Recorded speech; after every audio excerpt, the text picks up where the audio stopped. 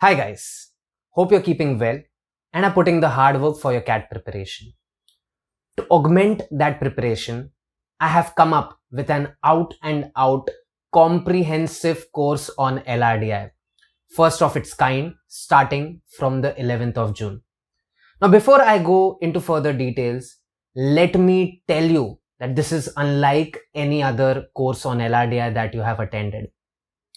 Over here, it will cover every topic in LRDI, and the lectures are going to be independent of each other. Now, what does that mean?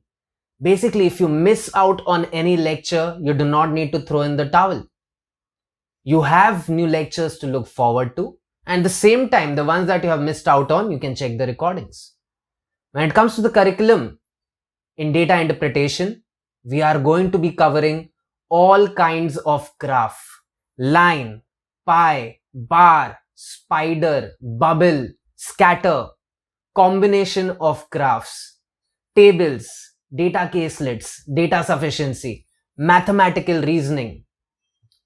When it comes to LR, obviously we're not going to be left behind over here.